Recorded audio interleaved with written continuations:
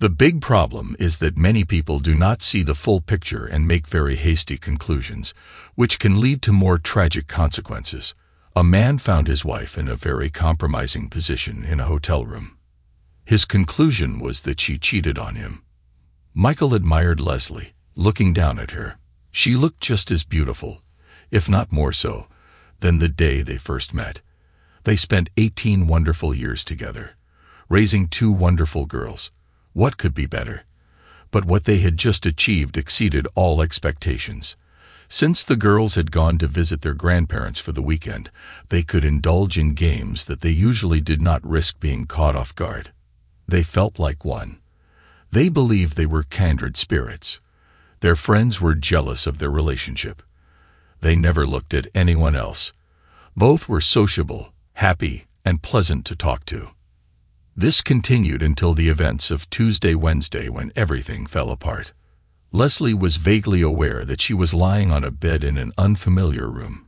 She felt like she was in a fog, unable to think clearly.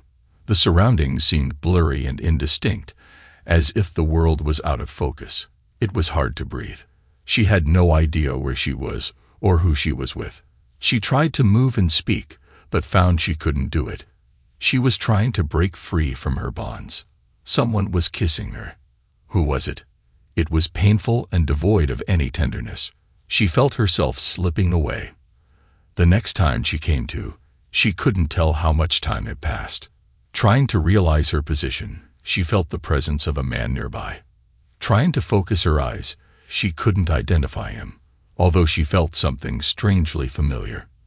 The man was standing next to her head.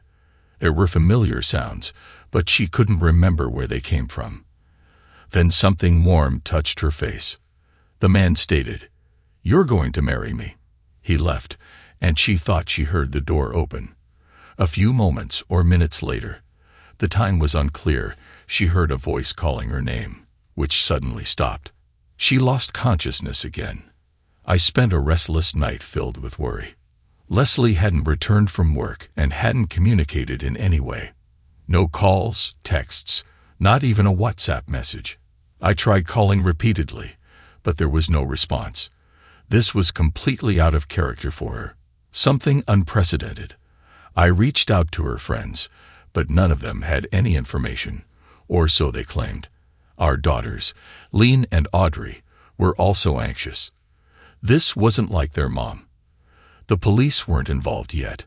Around 7:45 the next morning, I received a text saying she had a surprise for me in room 5009 at the Cornhill Hotel. After dropping off the kids at school, I felt a wave of relief, knowing they were safe amidst what was unfolding. As I stepped out of the elevator, I caught a glimpse of a man exiting a room near where 5009 should have been. He didn't glance my way, and I didn't see his face to identify him. I wished I had. He walked briskly towards the stairwell away from me. When I reached room 5009, the door was slightly open. He had tampered with the latch so it wouldn't shut properly. I remember feeling my heart race as I realized he had been inside Leslie's room. Why? When I opened the door, I was shocked to the core. I almost fainted right there. I barely took a step into that horrible room. Leslie was lying on the bed completely unaware of my presence. Her posture indicated that she was completely out of her mind, probably because she had drunk more than I had ever seen her drink before. Upon closer inspection, it turned out that her face was covered in white liquid, a stark contrast to how she looked yesterday when she left the house. I screamed, "Leslie!" but my voice stuck in my throat. I couldn't bring myself to go to her, to the woman I loved. Instead, I took some photos, perhaps for use in our divorce proceedings, if she decided to challenge it. I was devastated. Until that moment, I had never really realized the depth of that word. I was filled with anger. I wanted to lash out at her for what she had done to me. But then thoughts of our children intervened. Rationality prevailed. I couldn't bring myself to take actions that would leave our children without parents. After returning home, I found that I couldn't work. It took me some time to think about my next steps. First, I wanted the woman to know that I was aware of her actions. I uploaded the photos I took, and added a message. Leslie, I've been worried about you all night, only to find out that you were in a hotel room with someone else. I never wanted to witness what I saw, you leaving with a man completely out of your mind. It was quite unpleasant to see it. I'll never understand why you invited me as a surprise. It was the cruelest thing you've ever done. You have completely destroyed my love for you. I don't want to hear your voice, see your lying eyes, or even catch a glimpse of you. You never thought about how it would affect our daughters. I'll have to explain it to them when they get back from school. How could you? I hope that you will live a miserable life for the rest of your days. Don't bother coming home. Secondly, I informed both pairs of grandparents about it. Leslie's parents couldn't believe it until I showed them the photos. Looking back, I realized that it was cruel, but my anger overshadowed any respect for the feelings of others. Thirdly, the divorce. I had a conversation with David, our friend and family solicitor. He was stunned when I shared the news with him. He later mentioned that it was the tone of my voice that convinced him the pain was unmistakable. He said he would have bet his life that Leslie would never betray me. He advised taking a few days to calm down before starting the process. It wouldn't happen overnight, and an angry petition could backfire. I reluctantly followed his advice. Fourth, I canceled all joint credit and cash cards. Following David's advice, I moved some, but not all, of the money into a new account with instructions not to touch it in the meantime. I spent some time figuring out what to tell the girls when they came home from school. It was as bad as I had anticipated. 2 distressed girls. Once I had settled that, I had nothing to keep my mind occupied. It kept replaying that scene. My world had crumbled. When I thought about myself and the other woman, I couldn't see through the tears. My life changed, and so did I. I couldn't see through the tears. My life changed, and so did I. I woke up around 11, judging by the clock in the room. I felt completely drained, which was not normal. When I looked in the mirror, I noticed a white dried substance on my face. What happened? I love Michael with all my heart. We're soulmates, and I would never betray him. Memories flooded back to me. Michael was there. He saw me. I collapsed to the floor, tears streaming down my face, and sobs shook my body. I've never felt so devastated. What have I done? I vaguely remembered the man's face, but who was he? After taking a shower and getting dressed, I still felt terrible. When I checked my phone, it only got worse. Michael sent me the photos he took.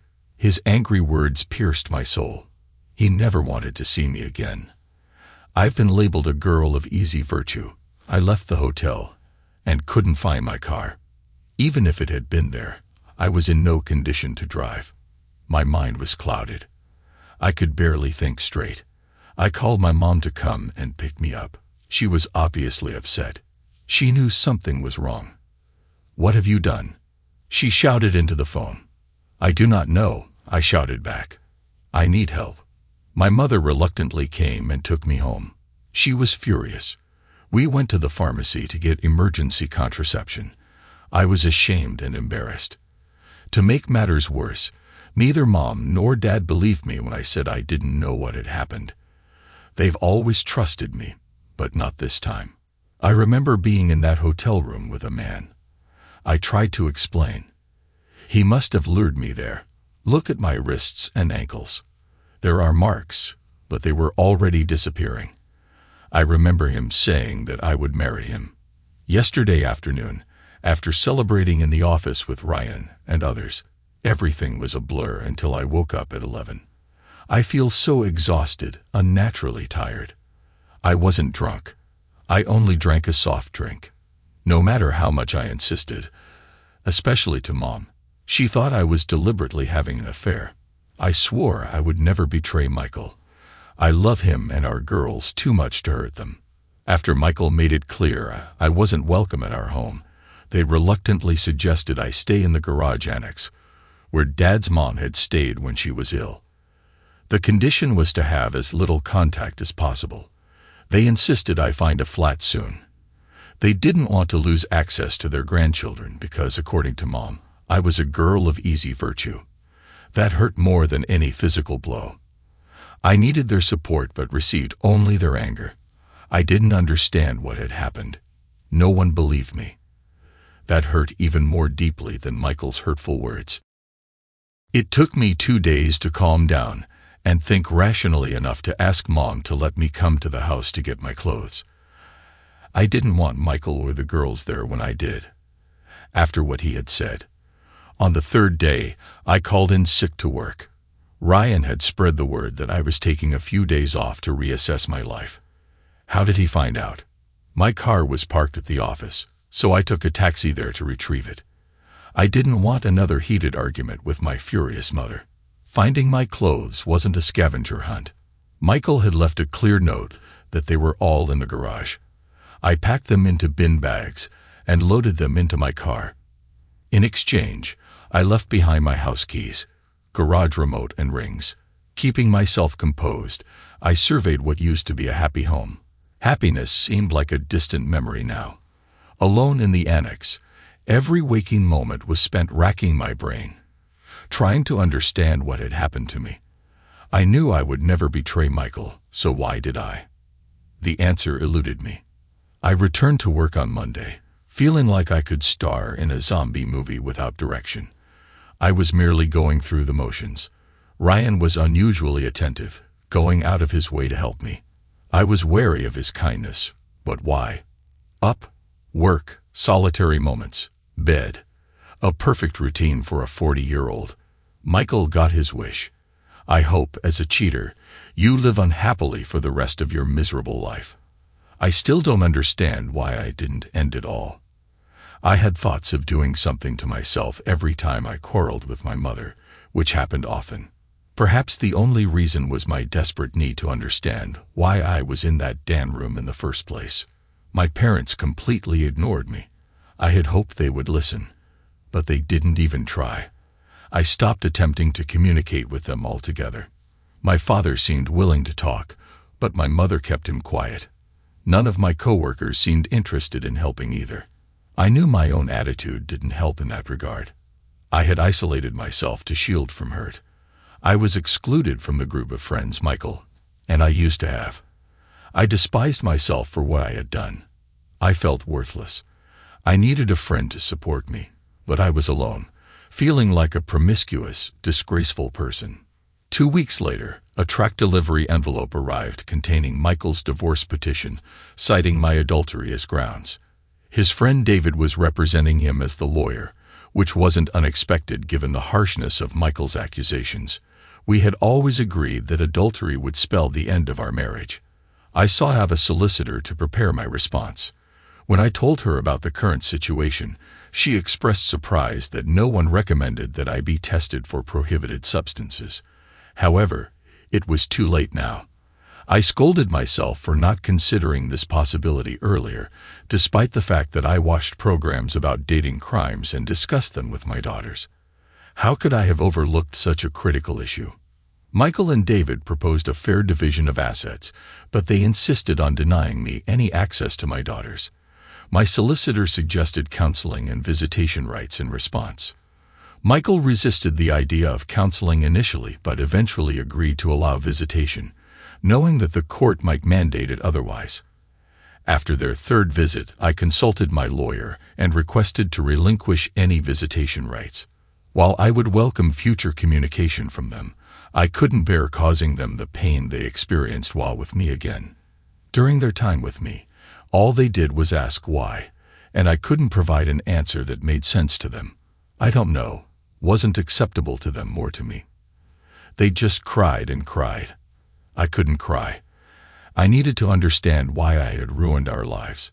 Once I knew, I could put an end to this miserable existence. The next day was even more challenging. We had to go shopping and my eldest had to place some feminine hygiene products in the cart. I struggled to keep it together in the store. Leslie had always handled those private matters. The day after, Doreen, Leslie's mother, called. We'd always had a good relationship, so I couldn't resort to any mother-in-law jokes with her. John, her husband, and I got along very well. He had initially been protective of Leslie, when we first started dating, but soon realized how deeply I cared for her. Eventually, he even put away his shotgun. Michael, can Leslie come by to pick up her clothes? She knows you don't want to see her, so she'll wait until it's safe. She's heartbroken and claims she doesn't understand what she did or why. We find it hard to believe her. Your words are tearing her apart just as much. For now, she'll stay in the garage annex and look for a flat. We can barely speak. When I checked, the only available ones are in the Derwent estate, and even though she's made mistakes, I can't have her living there. I hope you and the girls will be okay with us visiting. If they come to us, we'll ensure Leslie stays away. I pondered her request for a few minutes. I'm certain she expected me to refuse both. I'll gather all her things and have them ready for her to pick up, I said. Leanne and Audrey need both of you in their lives, so let's just be normal grandparents for them. I could almost picture Doreen's expression of joy at that. Leslie packed her clothes, left her keys and rings. I sensed she acknowledged it was the end between us. Each day got a little easier. We settled into a routine. Gradually, we uncovered more of Leslie's belongings, things that had been in the laundry or ironing basket, or in places we hadn't checked before. She had always been so organized. Even her winter clothes were neatly stored away. When something was missing, Doreen acted as an intermediary, taking Leslie's found items home. David prepared the divorce papers, and we reviewed them together. The girls were adamant they didn't want to see their mother again. David warned this wouldn't hold in court, especially if Leslie contested it, as we both expected she would. He suggested counseling as a reasonable alternative, given that I hadn't spoken to her since that morning. He was right. Leslie did request counseling. Leanne and Audrey resisted meeting her, but I insisted they had to. If they didn't, the court would likely side with their mother over me. Each time they returned, they were deeply upset. Mom wouldn't tell us why. They'd say, "She just kept saying she didn't know. Why couldn't she tell us?" After their third visit, David received notification from Leslie's lawyer that she was withdrawing her request for visitation rights. This marked the first sign of Leslie returning to her usual self, prioritizing others. Whenever Doreen visited, she would give me updates on Leslie. Leslie still claimed she didn't understand why everything had happened. She became very withdrawn, sometimes sullen, and frequently angry at the situation. She continued to go to work, come home, and go straight to bed. She hadn't been out anywhere since that day. She wouldn't even sit outside in the sun on a nice day, something she had always loved to do. It took 6 months for the petition to be heard, and since everything was agreed upon, it proceeded smoothly. The sheriff noted the absence of visitation rights, but Leslie's lawyer explained that Leslie did not want to cause further distress to her children. If they wished to visit her later on, she would be glad to have them visit. I had 4 potential places lined up to move into, but I was taken aback when my mother refused to let me live in any of them. I suspect she was worried I might attract unwanted attention in those neighborhoods. They were in a very rough area, where such things were not uncommon. Honestly, if I had a choice, I wouldn't stay in that housing estate. Because they were so unwelcoming towards me, I insisted on paying rent for the annex. I didn't want to be seen as a charity case. I overheard a conversation at one of their parties. "Oh, our daughter, the disgrace. We've done what we could, but..." Every day I tried to figure out why I ended up in that situation with those people, but nothing came to mind. My lawyer's warnings about illegal substances began to make sense, but I had no evidence. Even if I did, it wouldn't have helped. Michael was finally rid of the disgrace. For my peace of mind, I went to the STD clinic for a checkup, and thankfully the results were negative. I can't think of anything more humiliating that I've done. Ryan continued to show his charm at work. I began to feel uncomfortable in his presence, without knowing why. Although we had never been particularly close colleagues, this discomfort was new to me. I stopped attending office events altogether. If I used to enjoy being a part of society, helping to organize events, chatting during breaks and laughing together, Now I kept my distance from everyone. I noticed that several colleagues were watching me with concern. When I got home, I was left alone and immediately went to bed. I felt depressed. I looked around the room and remembered all my happy moments with my husband, how good we were together, and how he privately said that I'm just his girl. The divorce was finalized. I felt numb. Despite everything we had in common, Michael and I couldn't communicate properly. If we accidentally crossed paths at my parents' house, it ended in short exchanges full of anger. I held back my tears, not wanting to show him how much he had offended me. And yet, deep down, I knew that he could see the reflection of my pain in his eyes. I missed him and our daughters, but who cared about me now that I was labeled a girl of easy virtue? Of course, not to them, not to my parents, not even to my former friends from the very beginning. About a week after the divorce, everything fell into place. I kept my feelings to myself, rarely talking to anyone outside of work. One afternoon at work, Ryan came up to me. He suggested, "Now that you're free, why don't you marry me?" I exploded, shouting, "You don't look a bit like Michael." He looked stunned. I was stunned. Where did this outburst of anger come from? My heart was pounding and I was trembling, looking at him as if he were some kind of beast. An enraged Ryan approached my desk, but a woman intervened and ordered him to leave. He looked around the office as all the attention was focused on us. In the end, he reluctantly walked away. A woman, Brenda from another department, led me out of the office despite my confusion. I was sweating, my whole body was shaking uncontrollably. Despite my grief, I didn't shed a tear. We took refuge in my annex. Inside, Brenda asked me quietly, "What happened to you?" It was the first time anyone had asked me about it. Her concern was genuine. "Brenda, I do not know." I almost cried. No one believes me. My ex-husband, my kids, my parents, everyone thinks I'm a cheater. All I remember is that we celebrated a successful deal around 4 p.m. at the office. I drank a soft drink. I rarely drink alcohol. The next thing I know for sure is that it's 11 a.m. and I'm in a room at the Cornhill Hotel. I vaguely remember a man saying, "You're going to marry me." The next blurry memory is Michael finding me, apparently unconscious, on the bed. He showed me the photos he had taken. We didn't discuss it, but in his message, he calls me a girl of easy virtue. He won't believe that I have no idea why I was there, and he won't talk to me. I've been racking my brain trying to figure out why I did what obviously happened. I'm no closer to solving it.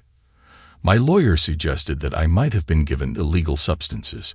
It makes sense when I think about it. But I have no proof. Who was this man? What have we done? Why? I never suspected Ryan until he said I should marry him.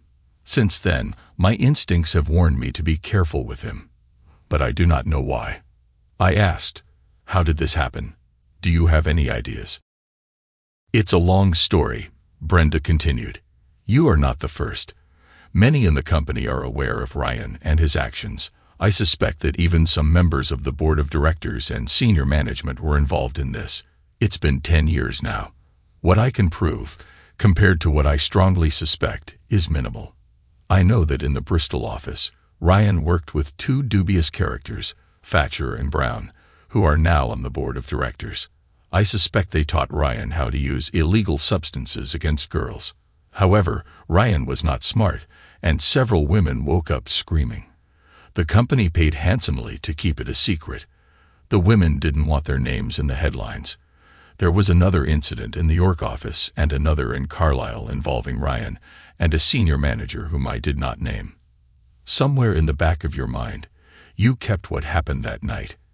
It hurt so much that your mind hid it to protect you. Given what I know about him, I suspect Ryan planned everything carefully, waiting for an opportunity. Most likely, he slipped it into your drink when you were distracted, calculating when to leave with you without arousing suspicion. Judging by your description, he must have overdone it, a lot to be able to do what he did. He deliberately sent a message to your husband to find you. His words that you will marry him caused a backlash in you today. Then your mind woke up. The claims lack substantiation through factual or forensic analysis. We're unable to verify any of it. Blood and DNA tests could serve as evidence. I'm sure you've inferred that I believe I might be one of the women they assaulted. Like you, I lack proof. Unlike you, I still don't know who was involved. Ryan's words unlock your subconscious. I must tread carefully in investigating them. They wield considerable influence. From what I understand, this group is happy to share and add to their collection of stories using the company servers. Records of the payoffs reside in the most secure servers at the Inverness site. All company computers and phones are traceable when accessing our servers. Any attempt to investigate would be detected. Furthermore, these files are on a wired system, making remote access impossible. Cameras are omnipresent. The person in charge, Ailsa, is aware and keen to help dismantle them. She may have also been a victim. Accessing that information is nearly impossible. Ryan and others submit SD cards to her for uploading onto the wired servers. I suspect these contain accounts of their actions. Monthly, she transfers a specific set of files from these SD cards to one individual, likely disseminating updates to the rest. It's a thrill for them all. Ailsa is constantly monitored by cameras, preventing her from copying SD cards before inserting them into the system. She must immediately format the cards upon removal to avoid detection. If it appeared she hadn't, she would face severe consequences. Given what they stand to lose, they might go as far as to eliminate her. I'm sorry. I can't provide you with what you need to explain this to your daughters. I'll always be here to support you if you need assistance. Feel free to call me if you want to talk. I understand how challenging it is to articulate and come to terms with vague feelings and fleeting memories. I use a separate phone not associated with the company, so please contact me on that. I recommend you get a separate phone too. Avoid using your work phone or computer for anything related to gathering evidence. Ryan had access to yours, so you can't be sure what he might have concealed on it. Brenda's comments on the company and their knowledge were impressive.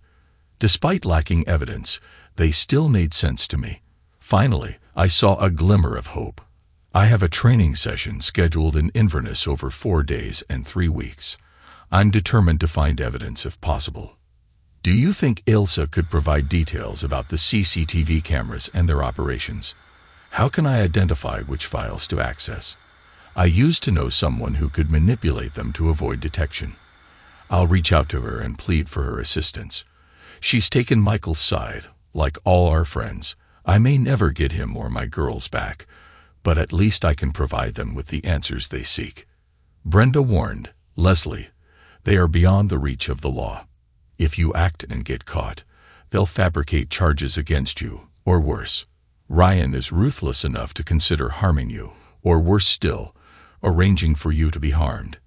He trusts the old boys' network to protect him. I have nothing left to lose. I'm already as good as dead. I've lost everyone. Michael, my girls, my family, and friends. Death would just mean I'm not alone in this living nightmare every night. At least they'll have the closure they need. Brenda could see my despair and understood my determination to give closure to my family. I'll contact Ailsa for the information you need. I hope it helps. Remember, Ryan may be despicable, but he senses something has stirred in you since he spoke. He'll be cautious of you. He's watching.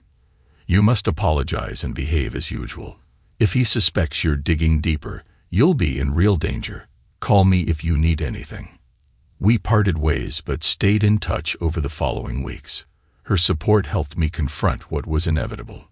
The next few weeks at work were tense. I apologized to Ryan and sought his forgiveness. I made sure not to repeat the hurtful words, hoping he would think I had forgotten them and their context. While I appreciated his attempts to support me, I was consumed with grief over losing my daughters. They refused to speak to me, and I couldn't consider entering into any new relationships at that time. I wasn't sure if Ryan suspected anything. He never brought up those words again, but kept his distance.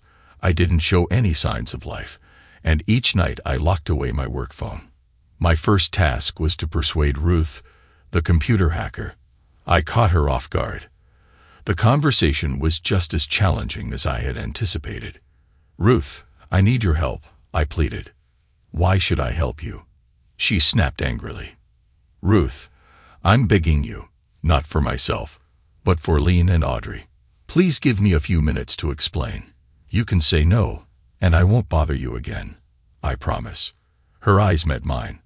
She must have sensed my desperation. Finally, she nodded.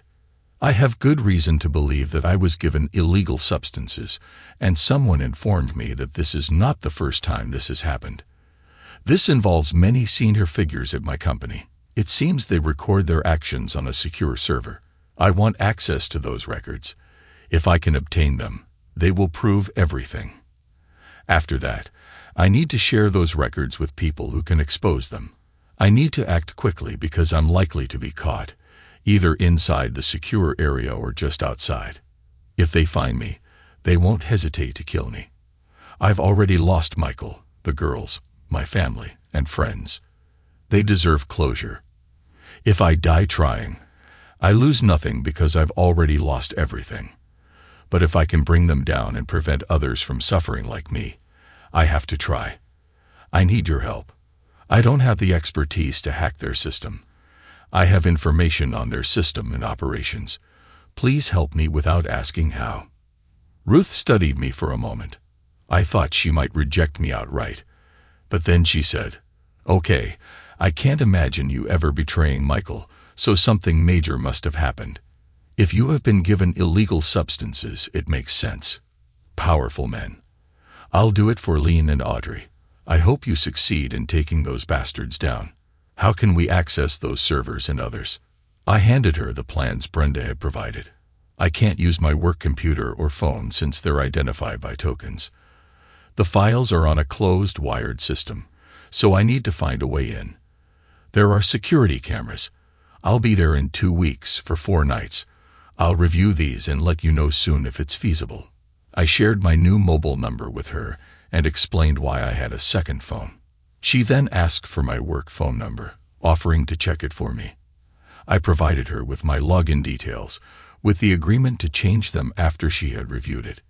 At work, I visited HR to discuss updating various pensions, deductions, and policies I had set up for my family through the company, citing my divorce as the reason. I intended to designate the cash values to my daughters, but was dismayed to discover that in the event of my death, my pension would only pay out 25% to them.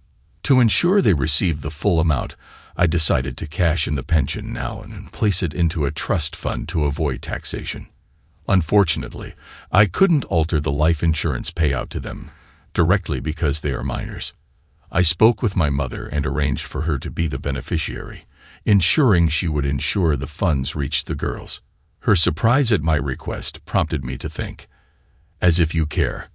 I assured her I was not ill but simply planning ahead for their future. When my daughters turned 18, I planned to update the arrangements so they would receive the funds directly. I met with my lawyer and drafted a new will. Essentially, everything was to go to my daughters. My mother was furious when I told her there would be no funeral. She fell silent when I remarked, "Who would attend the funeral of a woman like that?" I have no friends. Though I didn't explicitly mention excluding family, her reaction indicated she understood it included my father and herself. Ruth called me the following week. I spent Sunday morning with her. To cut a long story short, I needed to gain access via a non-work computer, install a program to control the cameras, which would record the same 20-minute loop showing typical events, and simultaneously access the wired system. I required multiple SD cards for this. Ruth provided a high-speed encrypted satellite phone for uploading the data as soon as I left the room. The encryption was top-notch. I planned to send the data to Brenda, David, and myself. If anything happened to me, they would receive letters explaining how to access the files. Ruth warned me that my work phone logged my calls and recipients, sending reports to someone in Bristol. She believed it wasn't actively listening when I wasn't on a call but cautioned me to stay vigilant. When I arrived home, my mom surprised me with some unexpected good news, the first in months. She said, "Leslie, Leanne has asked me to ask you if you'd consider making the dress you planned for her dance. She's been searching for one but can't find anything she likes. Would you be willing to make it?" I replied, "I'd be happy to, but I'll need to use my sewing machine and work tables at home. Leanne should come with me so I can tailor the pattern to fit her. I'll be away next week, so we'd have to do it now, or I won't have time before the dance. All the materials are ready at home. Do you think Michael and the girls will be okay with me coming over?" Mom nodded, saying, "Michael expected you to say that. He mentioned that the sewing machine table was quite a task to set up, and he's not sure how to move it here. They're willing to help you out. Please give them a call to confirm. If Leanne is free, I can start this afternoon." So I found myself standing outside my old house. My heart raced, my palms sweaty. I was frightened, afraid of my own family. The neighbors were surely peeking through their curtains, witnessing the drama of the woman they considered a disgrace being turned away. I could almost hear their jaws dropping when Leanne let me in. I nearly dropped in surprise myself. Michael observed as we entered what had once been my sanctuary, where I used to unwind with my crafts. He had taken over the garage. Our conversation, if you could call it that, was strained. We struggled. Leanne was unsure how to approach me, so I reassured her. "Leanne, I will always love you, Audrey, and your dad. I believe I understand what happened, and I'm trying to gather the evidence you all need. I know I can't undo the damage. If you ever need my help, just ask. I don't expect your friendship or love in return. Knowing I've been of help is enough. Let's focus on your dress, not why I'm no longer here. We'll need to talk, so let's work together like old times. We'll lay out the pattern and fabric first, then we'll have to check your actual measurements." Audrey kept bringing us drinks. She was cautious at first, but later she smiled at me. It was a first in a long while. We exchanged a few words without arguing. The afternoon passed quickly. I was surprised when Audrey came downstairs to announce that dinner was ready. I offered to stay and continue working on the material while Leanne had her meal. I was taken aback when Audrey said, "Dad's made enough for you as well." Although I rarely ate more than once a day, if at all, I accepted the invitation. It would have been rude to decline. I'm sure he noticed I had lost quite a bit of weight. It wasn't our best dinner together. In fact, it was probably the worst. The atmosphere was tense, to say the least. I complimented Michael on his improved cooking. It was after 9 p.m. when I finished marking and cutting. Leanne and I pinned the pieces, and she tried it on. It needed a few minor adjustments, but she would look fantastic. I asked Michael what time everyone would be home the next day, as I planned to come over and start sewing the dress together. I mentioned I needed a couple of items to finish it, which I would get during my lunch break. He handed me a spare house key and said, "If you finish before I do, and Leanne and Audrey have hockey practice, we'll be back around 6:30 p.m. We usually grab burgers from the local place." I told him I would likely still be there, but not to worry about a meal for me. I'd grab something if I got hungry. By Wednesday evening, the dress was completed. Leanne modeled it and received enthusiastic wows from both her dad and Audrey. I persuaded Leanne to let me pick her up on Saturday to buy some more sophisticated lingerie, which would boost her self-esteem, not overly revealing, but good quality and supportive. I explained this to Michael, expecting a negative response, but he agreed. I returned the house key. That Saturday morning felt reminiscent of old times. My mom joined us. Leanne seemed intrigued by some daring items, but we vetoed her choices. I suspect she was teasing me, having seen similar things of mine. She was thrilled with her final picks, more mature than juvenile, yet still protective. As she pointed out the risque items, memories surfaced of times I wore such lingerie to excite Michael. It now felt like a distant era. What had I sacrificed, and why? Later, we enjoyed coffee and cake. I surprised her with another gift, a spiky bottle stopper. It allowed her to drink safely, preventing anyone from tampering with her drink. She needed to be cautious of unscrupulous individuals. I gave her a few more for her friends, emphasizing the importance of safety first.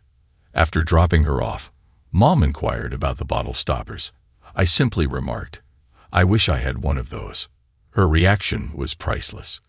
Perhaps she would come to grasp the significance later on. Before heading to Inverness, I informed her about 2 envelopes.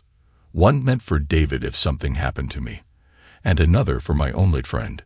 She pressed for details, but I insisted it was for her safety that I couldn't disclose more. She seemed more interested than she had in the last 8 months, worrying about me, a despised woman, a so-called girl of easy virtue.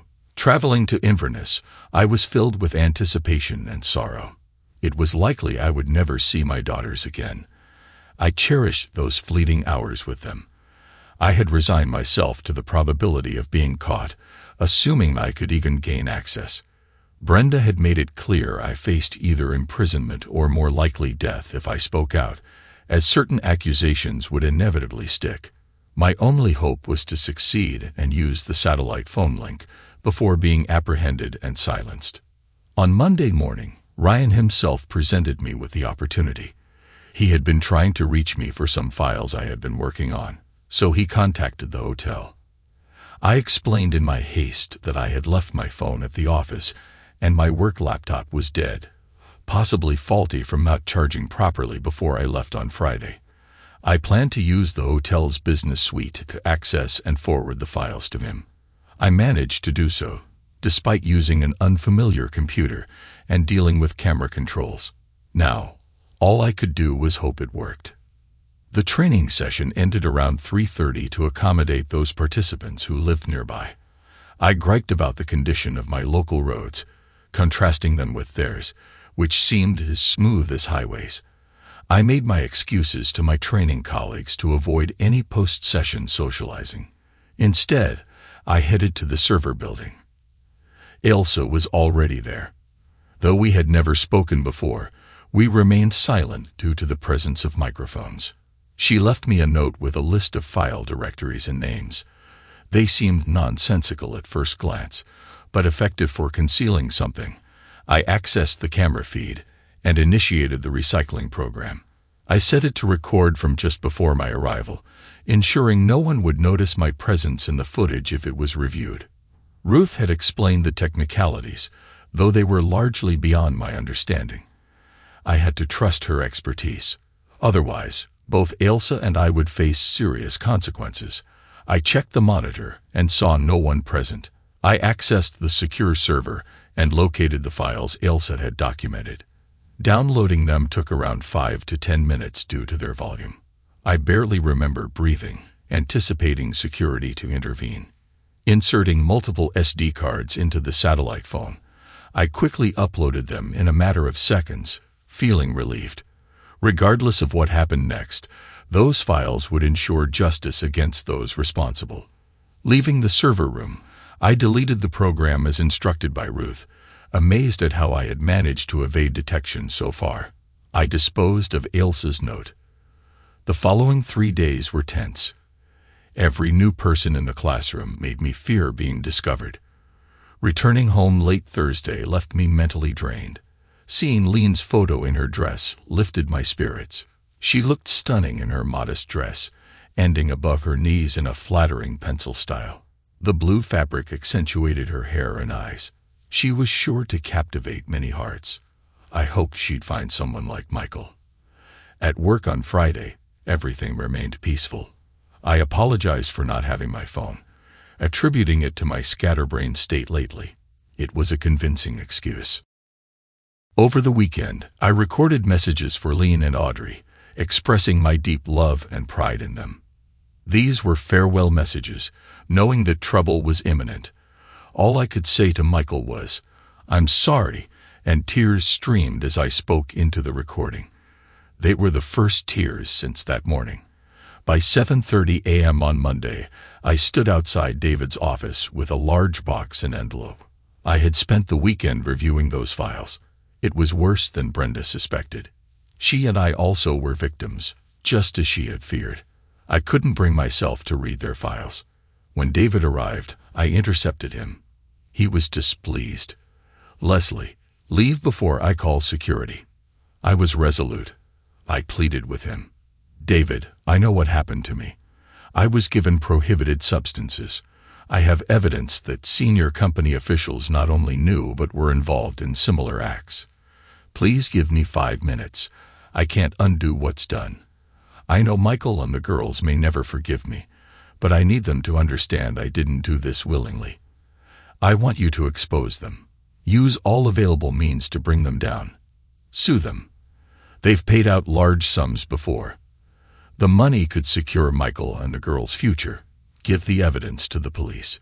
Please, David." I managed to convince him to reluctantly let me into his office. I handed him a box with a detailed description of the company's actions. It documented 8 payments to women who were victims of attacks, for a 7-figure sum each. It involved 5 board members, 6 senior managers, and at least 17 lower-level executives, some of whom were still active. Ryan played a key role in organizing several of these attacks and supplied medicines from a doctor who collaborated with him. They seemed to enjoy telling each other about their actions. Each attack was scrupulously described, with the names of the women involved and all the details of the process, as well as the perpetrators.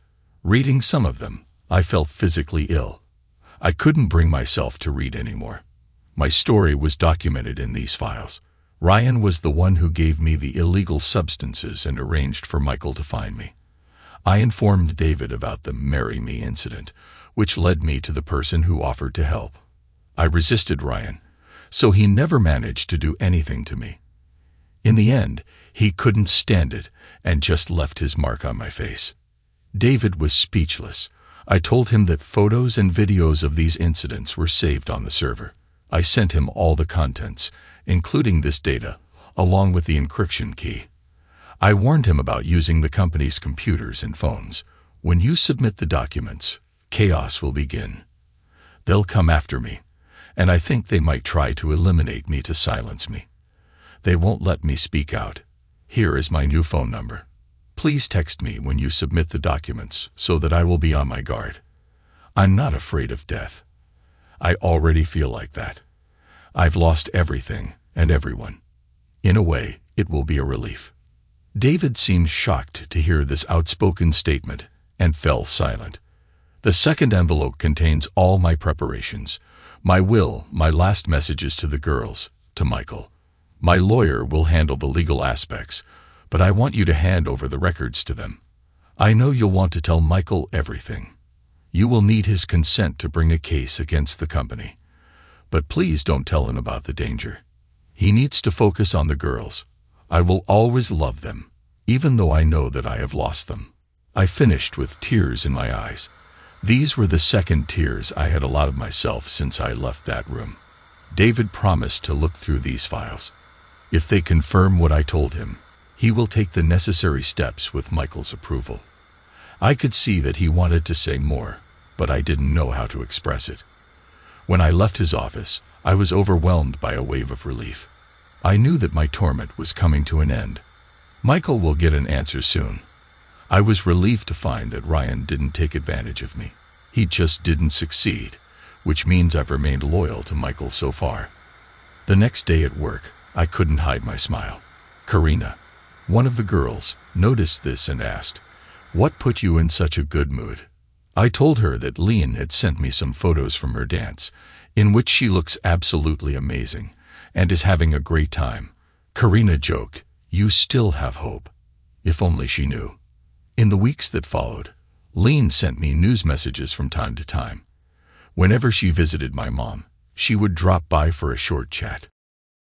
2 months after meeting with David, I received a message from him confirming that he had submitted the documents. The firm's lawyers were furious, apparently because of the behavior of several high-ranking employees, but I suspected that the evidence I discovered left them no room for objections. They were working in damage control mode. Although I should have felt justified and happy, all I felt was relief. It will all be over soon. David also alerted the police, who launched their own investigation. I thought impatiently, they better hurry up. After I came back from Inverness, I spoke with Ruth and explained that things were even worse than I had anticipated. She asked if I had been given prohibited substances. I confirmed that I had, but assured her that I had managed to resist the assailant. It turned out I hadn't been unfaithful after all. Ruth was visibly shocked. I expressed my gratitude because her work had enabled me to find closure for Michael and our daughters. Additionally, over 170 victims would also benefit from her efforts. Her jaw dropped at the scale of it. According to her, if she were on the jury, no defense would convince her to vote not guilty. She was determined to set things right. I sought her advice on how to ensure that any attempt on my life, if someone entered my house to harm me, would be recorded or broadcast for those who needed to see it. Ruth then installed some equipment for me. I had to leave while she set it up, so I didn't know the specifics of where or what to look for. She showed me a couple of discreetly placed but detectable cameras that a professional might search for. If someone breached their system, they would anticipate some surveillance in my own home. She also took precautions with my car, just in case. I was now prepared. All that remained was to wait. When Lean approached me about suggesting Leslie make the dress for her dance, I was taken aback. Given Lean's anger towards Leslie, I never thought she would propose such a thing. Lean explained she had searched everywhere, but found no dress she loved as much as the one she and her mom had decided to make. Even as I voiced my concerns, I questioned the wisdom of this decision. "Are you sure about this? Leslie will likely need to come here since all her materials are here. It will take time, and you'll need to support her.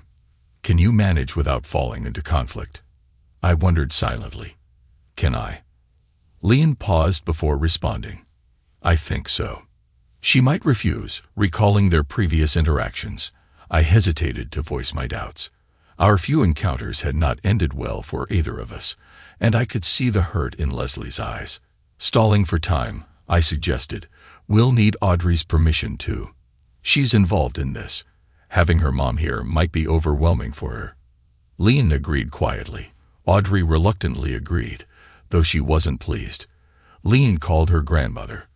Around lunchtime on Sunday, Doreen called back to confirm Leslie would make the dress, but she needed access to her materials. With her upcoming course, she could only start that week, possibly that afternoon, if Lean was available. We agreed. When Leslie knocked on the door, it surprised everyone. I hadn't expected her to knock. I assumed she'd just come in. Lean welcomed her inside, and a room fell silent. I managed to say, "Thank you." Lean and Leslie headed to the craft room to begin. While preparing dinner, I decided to make enough for Leslie as well, though I hesitated, unsure if she would accept. Leslie had noticeably lost weight, her face appearing drawn at age, and her clothes hanging loosely. It was a stark contrast to her usual self-care. We had disagreements in the past about my eating habits. Audrey was busy ensuring everyone had drinks, smiling throughout. When the meal was ready, I asked Audrey to invite her mom to join us. The atmosphere was unusual, lacking the usual cheerful chatter and stories. Leslie complimented my improved culinary skills. By Wednesday, she had finished it. Lean looked stunning. Leslie had always been skilled, but she had clearly devoted much effort to make Lean shine. She asked to take Lean shopping on Saturday for more suitable underwear, which surprised me. I had been dreading having to handle that myself. Audrey, too, was nearing the age where she would need similar attire. 2 weeks later, everything I thought I knew came crashing down. David phoned me urgently, insisting I drop everything and rush to his office. I was taken aback. "What's going on?" I asked. "We need to talk, face to face. Unless it's a matter of life or death, come over now." "I can't discuss this over the phone," he replied urgently. I hurried to his office, concerned by his uncharacteristic agitation. David, typically unshakable, now seemed visibly distressed, like an Olympian in panic mode. I was stunned by his demeanor. Michael, usually so upbeat, appeared deeply worried. This couldn't be good, I thought. "Michael," he said gravely, What I have to show you could provide closure or bring significant trouble, possibly both. It poses serious risks, not to you directly, but to someone close. Let me outline the essence of these documents. He gestured towards a pile on his desk. How they affect your lives, the legal options, and my recommendations if you choose to pursue this. I started to worry. David's tone hinted at something very disturbing about my family. He knew that he had my full attention. What he said next completely stunned me. Leslie contacted me yesterday, he began. I started to speak, feeling my anger boil up, but he motioned for me to shut up. She didn't intentionally avoid talking to you. It's not that she doesn't want to talk to you. Let me explain. She spent an hour telling me everything. Leslie wasn't lying to you when she claimed she didn't know what happened that night. I stared at him in disbelief. He was my friend, but he still believed her. She needed to sort herself out, and since then, she has been trying to convince everyone of her rightness. Her lawyer put forward a theory that matched the evidence, but she had no evidence. Then last month, an incident at her workplace brought back some repressed memories. With the help of another person, she managed to put everything together. She took a big risk to reveal the truth about that night. She discovered that her colleague Ryan was not only involved in the attack on her, but was also part of a larger group that includes powerful men, some of whom are her bosses. She found out that they keep records of their activities on a highly secure server in their office in Inverness. When she went there, she intended to break into that server and obtain those files, hoping to expose many high-ranking employees of her firm for their crimes. She wanted to find out what happened to her in order to clarify the situation for everyone involved. Since Leslie left, all I've done is look through these files. More than 170 women, including Leslie. Everything is described in detail, and it's terrible. She wants us to take action against them, bring them to justice, sue them, and use the money to secure the future for you and the girls. She doesn't want that. Transfer the money to the police for investigation if they agree. The people involved occupy such a high position in the ruling circles that they probably think they are allowed to do anything and get away with it. And unfortunately, this is often the case. These documents confirm that everything she said is true. She wants to put an end to it. She repeated it repeatedly. If we go after them, they'll probably try to silence her.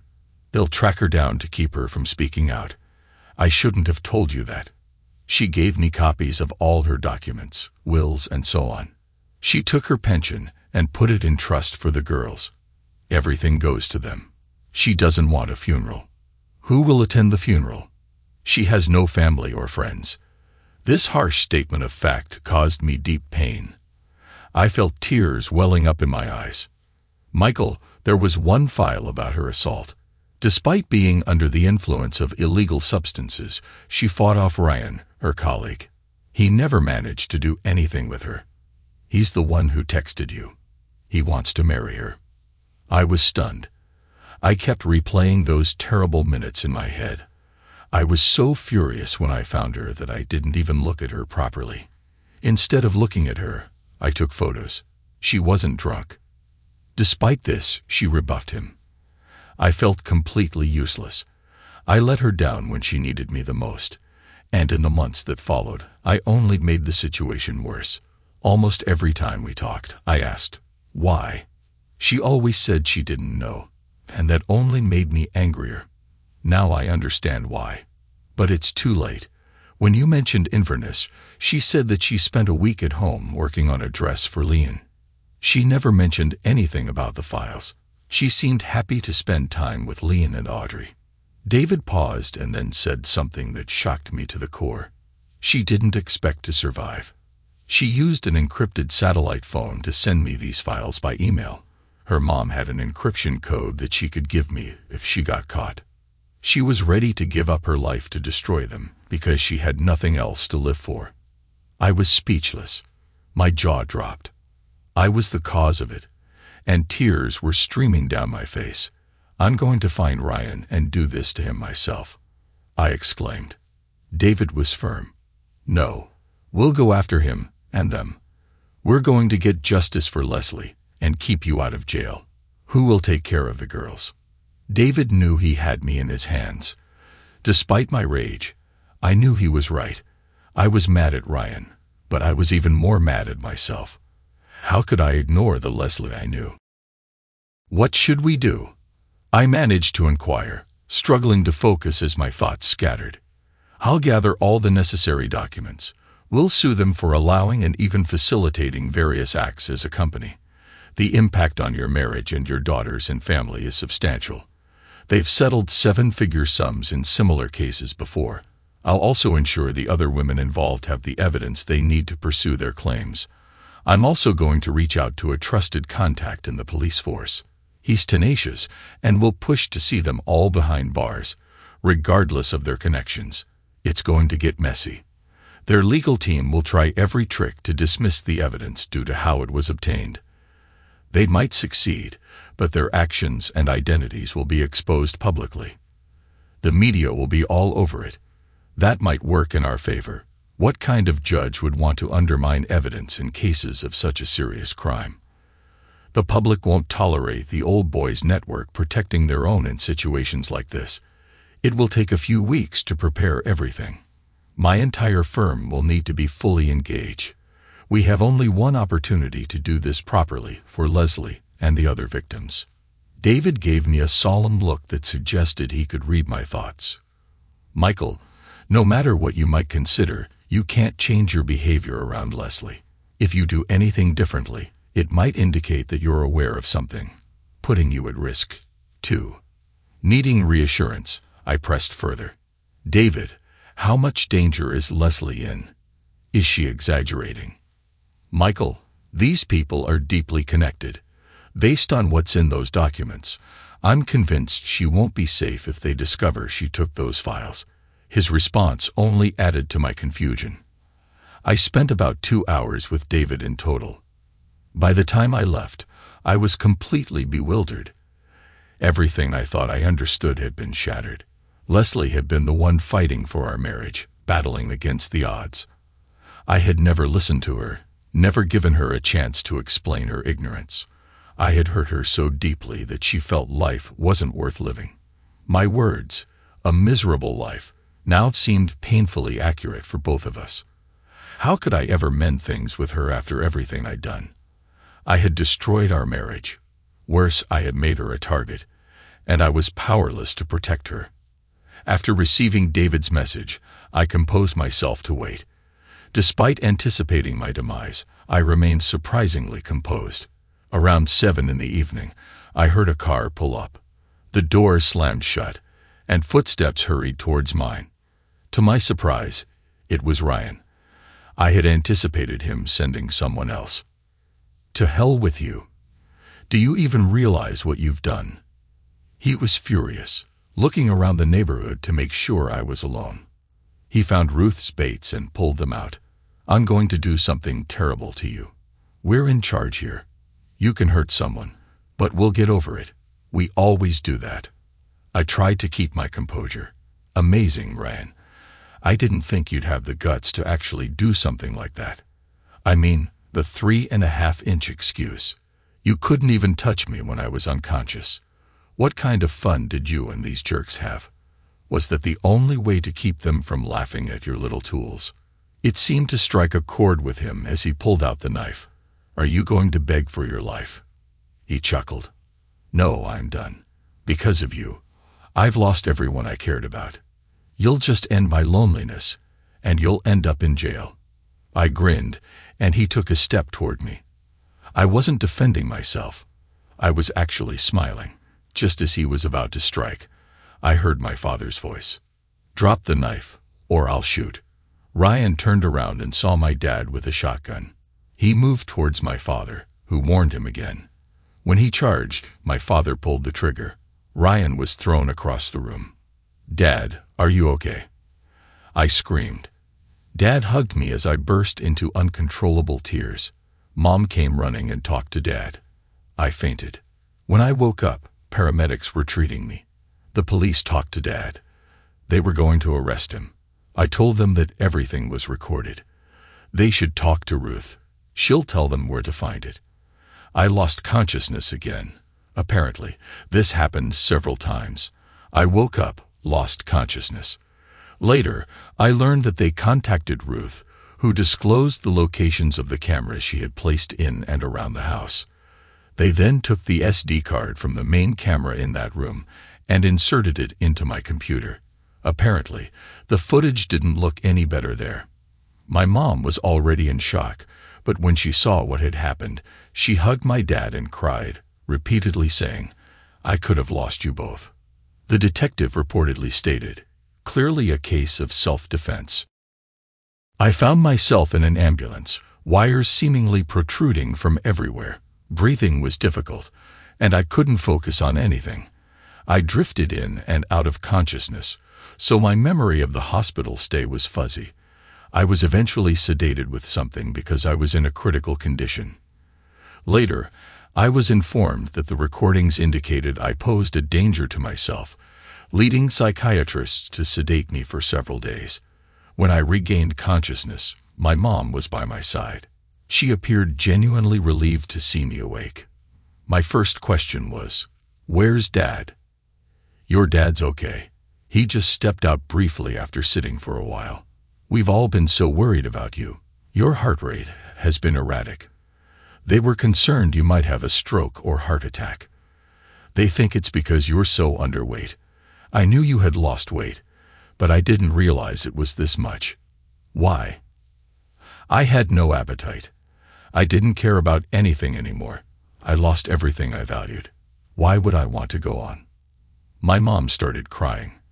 "Leslie, we misjudged you. We never listened. We should have. We never imagined you would cheat on Michael. But those photos he sent us," she couldn't continue. I changed the subject. "How did Dad know to come to the annex?" "David called and warned us that you were in danger and to watch out for you. Your dad asked how serious it was. David said someone might try to kill you. We were shocked. Despite everything, we love you." Dad grabbed his shotgun. I won't use his clay pigeon hobby as an excuse for drinking anymore. When Dad returned, he wore a broad smile. "I'm relieved to see you awake," he said. "Leanne and Audrey have been bombarding me with texts every 5 minutes, worried sick about you. How are you feeling?" I paused for a moment before replying. "I'm not sure. I never expected to be here. I'm just glad you're okay. I couldn't believe it when you walked in. What happened with the police?" "We weren't allowed to see you for 2 days while they had you heavily sedated," he explained. "You fought through that. I gave them my statement, and they seemed satisfied with it. The recordings were a big help. Michael came by with David and the girls," he continued. "They filled us in on everything that happened to you, how you uncovered it all, and hacked into their secret files to expose them. The police are rounding them up now. It's all over the news. Some of those involved are well-known names. Since we've been allowed to be with you, your mother and I have been here whenever possible. When she couldn't be, Leanne was here," he added. "Michael asked to be kept informed. He's looking after Audrey, who's really struggling." The news hit her hard. She couldn't bear the thought of losing you. We didn't realize she had slipped out to the annex. The sight of blood all over the room frightened her so much. Tears welled up in my eyes. "How could I have been so selfish?" I cried. "I didn't think about how my death would affect my daughters." Mom held me close.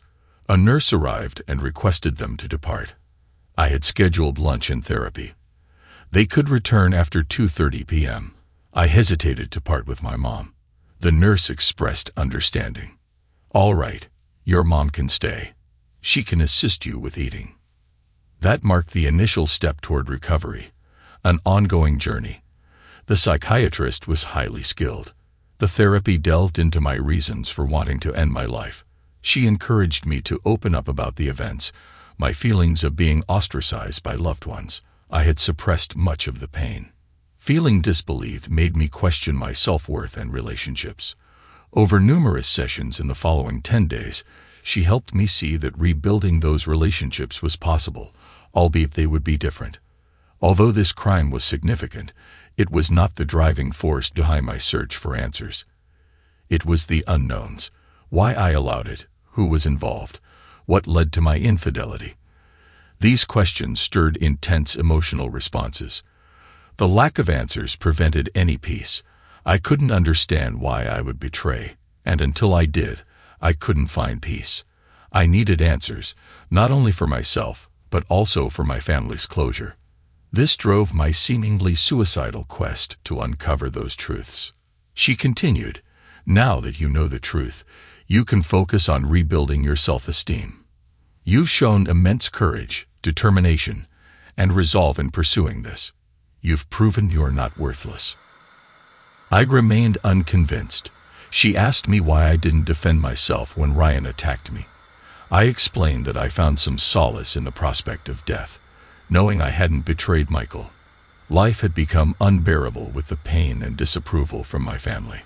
She smiled gently and remarked that my uncertainty about my faithfulness had shaped my identity.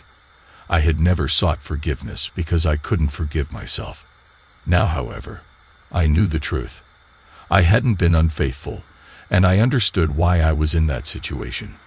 My daughters, my parents, and Michael now knew the truth too. I had the chance to rebuild those relationships or choose solitude. She hoped I would value myself enough to open up to love again. I hesitated, unsure if I could. Despite my desire to die during those dark times, I realized I hadn't considered how it would affect my daughters. Audrey was deeply upset, and Leanie was trying to cope.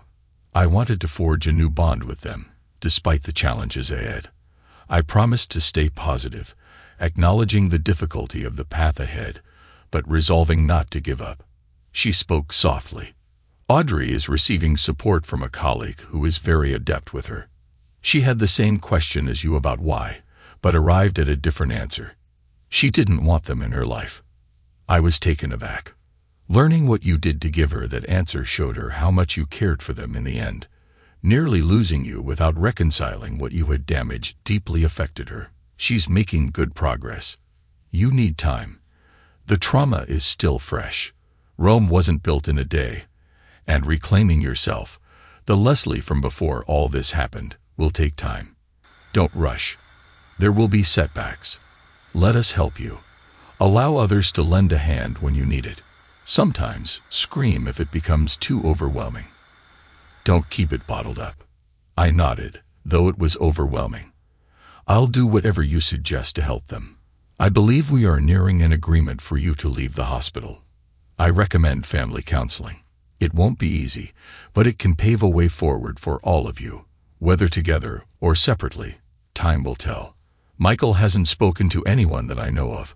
He's been entirely focused on helping your daughters. The media attention on your family has been intense. Your father is seen as a hero by many, saving his daughter. The men you exposed are not enjoying the spotlight. I advise against media interviews. Let your lawyer handle those. Concentrate on your recovery and that of the girls. I nodded. I never wanted to be famous or now infamous. The derogatory labels. I just wanted to be a mother to my daughters and a wife to Michael. I'll attend family counseling so I can support them if they need me. There are so many strained relationships to mend. She continued, "We'll continue our meetings because there's a lot we need to address based on your responses. You are not what those labels suggest, but you still see yourself that way. We need to work on that. It's important to prioritize your daughters, but you must also focus on your own well-being. You can't support them if you're not well yourself. You might see it as unwelcome news, but you'll be discharged into your parents' care. They'll help ensure you eat, attend therapy, and start rebuilding yourself. It's not mandatory, so if circumstances change and you want to live with Michael and the girls, and they agree, that can happen. You need support just as much as they do. Your mom has been collaborating with a nutritionist to ensure you eat properly, not excessively, but enough to regain your strength. You'll be able to go home tomorrow." I'd wondered, home? Where exactly is that? The weeks felt like they were dragging on. David got in touch with me, saying that today was the day. He planned to inform Leslie so she could prepare herself. I was overwhelmed with worry. I arrived at the school early to ensure the girl's safety. I was unsure how to handle Leslie's situation. Would she be safe? Around 8 p.m., my phone rang. It was Doreen. She quickly briefed me on what had happened. I was shocked to hear that John had killed Ryan to stop him from harming Leslie. That was supposed to be my responsibility. John was okay, but Leslie was being rushed to the hospital. Her heart was in distress, and the paramedics were very concerned. Doreen promised to keep me updated as they departed in the ambulance. I broke the news to the girls, who were stunned and deeply worried. I assured them I would explain everything later, but for now, we had to pray for their mother's recovery. We held each other close all night, anxiously waiting by the phone. Doreen continued to provide updates, each call adding to my sense of guilt. Leslie was not doing well, both physically and mentally. It was well past midnight when they finally left the hospital. Leslie had been sedated, but she was fighting it. The next day, David, the girls, and I visited their house to clarify everything. The expressions on her parents' faces, the disbelief on the girls' faces when David recounted all that Leslie had endured to uncover why she had been in that hotel room were overwhelming. David had been informed by his police friend that they found a file in Ryan's house detailing his plans to abduct Leslie and his intentions for her. Leslie had fought him off, which enraged him. He kept a memento of her pubic hair as a tribute and was planning another attempt. Doreen was sobbing uncontrollably, the anguish evident in her cries. I never believed she didn't know. I called her names, accused her. She was struggling. Every argument we had, I saw her pain deepen. I knew she was suffering but couldn't bring myself to help her, thinking she was complicit. But she wasn't. She'll never forgive me. She'll hate me rightfully forever. She was starving herself. She's dangerously underweight. That's why her heart is so erratic. She wanted to die. She'd lost everyone she loved. When she made her new will, she said no funeral, no friends. She didn't mention family, but I knew she meant us. I failed her, my own daughter. Lean spoke up. When she first talked to me that Sunday, she thought she knew what had happened but needed proof for us. For us, she only ate with us that Sunday because Audrey insisted, or she wouldn't have eaten at all. The spiked bottle stoppers were to protect herself from what she feared had happened. Why didn't she tell us? It could have changed everything, couldn't it? I was sobbing. I confessed. It's my fault entirely. When I saw Leslie, I assumed she was drunk. Instead of checking on her, I took those damned photos and turned everyone against her for her supposed betrayal. Now I realize I should have done what I never did. As her loving husband, I should have checked on Leslie. I never believed she would cheat on me, so why didn't I check on her? If I had, I would have found her with prohibited substances and things would be so different now. She'll probably hate me forever. We were all consumed by our own pain over our roles in this. Sometime later, we heard Audrey scream. It pierced my heart. It was so raw and primal. No one had noticed her slip away to the annex. I rushed to her. I had never seen anyone so devastated. Tears streamed down her face like a river. She lay curled up on the floor, shaking to her core, holding herself tightly. All she kept crying out was, "Mom," over and over again. The anguish in her voice was palpable. Our GP administered sedatives and scheduled an urgent appointment with a psychiatrist for her. Perhaps the media attention helped expedite the process. I attended these sessions with her since she's only 13. It was heartbreaking to hear her describe how she struggled with the two sides of her mother, Leslie. One was the caring, warm, loving person who told stories, helped with homework, gave advice, and was her friend and confidant. How could these two personas belong to the same person? Her mother wouldn't explain why she acted that way, which left her even more conflicted. Her mother always told the truth, so why withhold it now? Was it because she didn't want to burden them, unable to face telling them? When she saw Leslie helping Lean with the dress, she saw her mother. Who was the real Leslie? When she heard that her mother was willing to die because we had all left her, She broke down. She had gone to the annex because she thought seeing it wouldn't be as traumatic as the images her mind had conjured of the incident. However, the sight of blood splattered everywhere was overwhelming. She realized how close she had come to losing her mother and collapsed. It took several sessions before our Audrey slowly began to recover. She had been so depressed, so withdrawn. At 13, she'd understood much faster than I had that Leslie had only been trying to give us the answer we wanted. She had been prepared to die to give us closure. Her mother loved us all. Audrey now understood that she still loved her mother, and the fear of losing her before she could express it had crushed her. I felt even more despondent. I had failed Leslie and our daughters. I wanted to visit her, but I knew she wouldn't want to see me. Would my presence set her back? Doreen kept me informed. Leon also visited Leslie a few times, and these meetings were very emotional for both of them. The psychiatrist suggested family counseling to help us all rebuild our relationships. Leon and Audrey were enthusiastic about it, but I was hesitant. We had a discussion without the girls present. Eventually, I agreed, though I doubted Leslie would be willing. I knew that if our roles were reversed, I wouldn't. My parents brought me home from the hospital. Mom packed some of my things in the annex and took them to my old room. I was hoping this didn't apply to adult toys. I'd rather my mom didn't know some things about me. She mentioned that she would keep an eye on me to make sure I was eating right. I was a difficult patient in the hospital, but to be honest, calling it food would be a big stretch. I was quite underweight. Once I gain a normal weight, I can think about going back to the annex if I want to.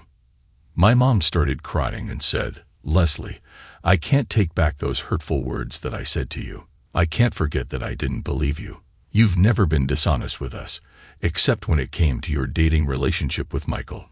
You've always appreciated honesty. The circumstances do not justify my behavior. I pressured your father and hid my feelings until he changed his mind. I pushed you away when you needed us the most. I know you may never forgive me. I love you." I started crying. I couldn't hold back the tears. I didn't understand why. My mother and I hugged and cried. I cried my eyes out. We've been holding on to each other all this time. When I walked away, I saw that her blouse was translucent. She noticed that I was looking. She waved it off. One day, your father invited me to participate in a contest in a wet t-shirt. I took second place. She blushed. Dad laughed. "You'd be the last one to come in that bra. You have beautiful dresses that you could wear sometimes." Mom's look silenced him. I wasn't force-fed, but it felt like it. I was tired and lay down to rest on the bed. I was awake and heard my mom talking on the phone, as I assumed, with Michael and the girls. I knew I had to react to Mom's statement somehow, but I didn't know how. What did I want? I really fell asleep. I woke up to the sound of voices drifting from the living room. Heading downstairs, I paused when I spotted Michael and the girls. Just as I was about to retreat, Audrey noticed me and dashed over. She enveloped me in a tight embrace, clinging as if there were no tomorrow. I held her close, tears streaming down my face. Despite my overwhelming happiness, why was I crying? Seeing Audrey in tears, too, I tried to console her. "It's okay, Audrey. Everything will be fine." My words only seemed to intensify her emotions. I glanced at the others for support, but they were at a loss for words, too. Soon, we found ourselves huddled together on the couch. Leon looked like she wanted to join us, so I opened my other arm, and she nestled in. Tears flowed freely from all of us.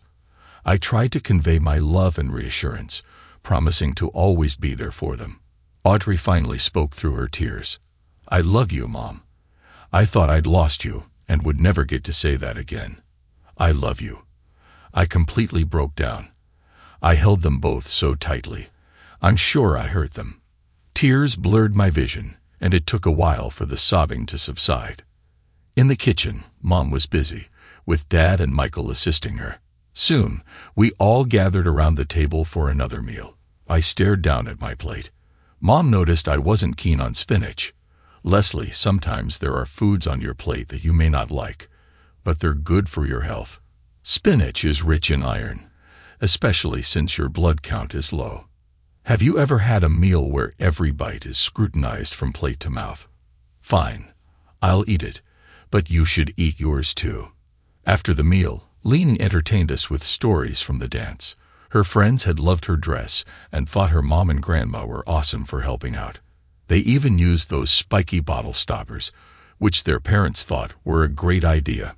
Michael was relieved to see Lean acting like herself. When he glanced my way, I sensed his sadness. We hadn't found a chance to talk privately, despite the psychiatrist's recommendation for counseling. I felt lost for words. I understood that any bond I formed with the girls had to include Michael. I wouldn't exclude him. The next day, just after lunch, Michael showed up. My parents left us alone, indicating it was planned. Michael looked deeply troubled and sorrowful. I feared he was about to forbid the girls and me from being together. I braced myself for bad news. His words and his tone left me stunned. He was clearly devastated. Leslie, I need to apologize for everything I did. I know it can never be enough. Until I saw you on that bed, I never doubted for a moment that you wouldn't cheat on me. If I had taken just a few seconds more to think, to smell, to fully enter the room, I would have realized you were with prohibited substances, not drunk. I would have called the police, and Ryan would be in jail. I hastily jumped to a conclusion that contradicted everything I knew about you. Instead of supporting you, I took pictures of my findings, which I'm ashamed to admit I sent to your parents because I thought they wouldn't believe me. My reaction triggered a chain of events. We cut you off. When the mandatory meetings started affecting the girls, you prioritized them, just like Leslie. Every time we crossed paths, our mutual need for answers fueled our growing anger toward each other. You were upset with me for not trusting that you were unaware, and I was frustrated because you wouldn't confide in me. When David informed me of your actions and the likely personal cost, all to ensure closure for the girls and me, I realized how much I had stripped away from your life, to the point where death seemed preferable to you. I couldn't feel any worse. I was mistaken. David also mentioned there would be no funeral. She has no family or friends. This harsh truth shocked me. I was responsible, but you fought this monster. You weren't like that. You were the woman I married, the one I discarded because I didn't listen to her. I dismissed your integrity without a second thought. You've never lied to me, so why didn't I trust your word? I won't ask for your forgiveness because what I did is unforgivable. I only hope we can rebuild enough of a relationship to support our girls together. They need both of us to guide them. They need you in their lives. I took a moment to gather my thoughts. Michael's expression indicated he anticipated a vehement reaction, akin to Leslie's fury. Michael, we can't dwell solely on everything that's happened since that dreadful day. My therapist helped me understand why I acted the way I did afterward, even considering my own end. I found myself caught between two conflicting choices. Why? I didn't know. Without resolving that, there can be no closure for you or for me. Forgiveness. I couldn't forgive myself, so I couldn't expect forgiveness from you or the girls. Michael, forgive yourself. Let's leave the past behind. It's been suggested that we try family counseling, especially seeing how much the girls are struggling. I believe you could benefit from it too. Every night I spend alone, I wished we could be together again. But I now realize that's not possible. We've both changed. What we once had is gone. When Ryan visited me at home, I never imagined I would be here today. I regret to admit I never considered how my death would affect the girls. I want to be there to support and guide them. Our priority is to help them, but I've been advised that I must also take care of my own well-being. The same goes for you. Wherever our journey takes us, whatever direction our relationship evolves in, it must be for genuine reasons, not out of guilt for past events and decisions. Today marks, hopefully, the beginning of a process to build a new relationship. I'd struggled for months with the pain of not understanding why I caused our downfall. The agony of not being believed was even harder. I felt worthless. With support, I hope to rediscover my true self. You've been through something similar. You need to find the Michael everyone loves, not the one consumed by anger. We have a chance to rebuild our relationship. The path forward is uncertain. If we can rediscover our connection in a new way that leads to romance and partnership, it will benefit all of us. Even if we end up as friends, it will be positive for the children. Carrying this burden everywhere won't reignite our love. We all need to confront how these events have affected us emotionally, address our concerns, and work on rebuilding ourselves. We might need counseling together as a couple and individually. It will be a process. I've never cried so much, but the psychiatrist says these are emotions I've held on to tightly. I need to release them. So please don't worry if something you say makes me cry. I might not understand why immediately. If we find ourselves, perhaps we can find each other again. Michael nodded wearily. I agree that therapy is necessary for all of us. There's one thing I can do, and I will do it. I'll make sure everyone knows you didn't cheat on me, and how bravely you fought against that person. You shouldn't be ostracized when you were the one fighting for our marriage. I fled when you needed me the most. I won't forget the past, but I won't dwell on it either. I'll learn from it. I hope we can ultimately reach a good place. We continued our conversation about the girls. I found out that Michael had been dreading the prospect of helping Lean or Audrey shop for underwear. I chuckled at that. He updated me on Audrey's treatment progress. It felt almost like old times, but the warmth wasn't quite there anymore, nor was the fun we used to have sharing stories about them. Would those good times ever return? When he inquired about me, I replied, another time. I still haven't fully processed why I wasn't dead. Michael left after about 40 minutes. I was exhausted. We didn't kiss or embrace. What mattered most was that we hadn't argued. I knew I still needed to talk to my parents and consider starting to rebuild a new relationship with them. Was that even feasible? I understood all of this would be challenging, but there was a glimmer of hope on the horizon. The journey towards it was just beginning. Did I possess the willpower and strength needed? Thanks to everyone who took the time to listen to today's stories. If you enjoyed it, please consider liking and subscribing if you haven't already. Feel free to share your thoughts on the events in the comments below. Take care.